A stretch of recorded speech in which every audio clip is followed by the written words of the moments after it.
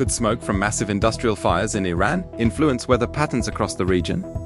On March 9th, the Pakistan Meteorological Department issued an advisory regarding polluted air masses moving eastward. While some headlines are calling it black rain, the science is more nuanced. Today, we're looking at the facts behind transboundary pollution and what it actually means for our environment. The primary concern stems from heavy smoke plumes containing soot, hydrocarbons, and sulfur compounds. As these plumes move, they can undergo a process called wet deposition. This happens when raindrops scavenge or pick up pollutants as they fall through a contaminated air mass. Atmospheric models show that pollution plumes can travel thousands of kilometers depending on wind patterns. In heavily polluted conditions, this process can sometimes leave dark or oily residue on surfaces often referred to as black rain. However, scientists are still tracking the cloud. At this stage, it remains uncertain whether this will lead to visible contaminated rainfall in Pakistan, or simply a temporary dip in air quality. So what are the actual risks?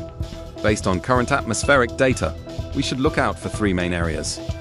Air quality. Elevated levels of sulfur dioxide and nitrogen oxides can aggravate conditions like asthma or other respiratory issues. Surface irritation. If pollution levels are high enough, direct contact with rainfall could cause minor skin or eye irritation for some individuals. Environmental impact. Scientists are also monitoring the potential for these pollutants to settle on crops or open water sources, which is why tracking the first rainfall of a system is particularly important.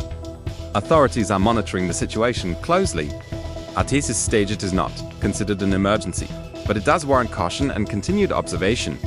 Official monitoring. Meteorological agencies, including the Pakistan Meteorological Department, are tracking the movement of polluted air masses and issuing advisories as new atmospheric data becomes available. Water protection. During periods of heavy atmospheric pollution, outdoor water storage systems are often kept covered to prevent soot or dust from settling.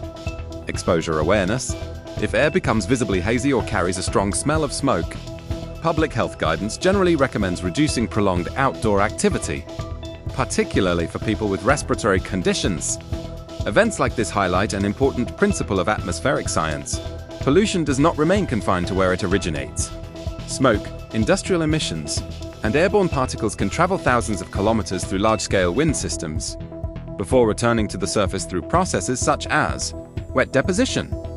Because of this long-range transport, environmental monitoring today relies on satellite observations, atmospheric models, and data shared between national meteorological agencies including the Pakistan Meteorological Department to understand how pollution moves across regions.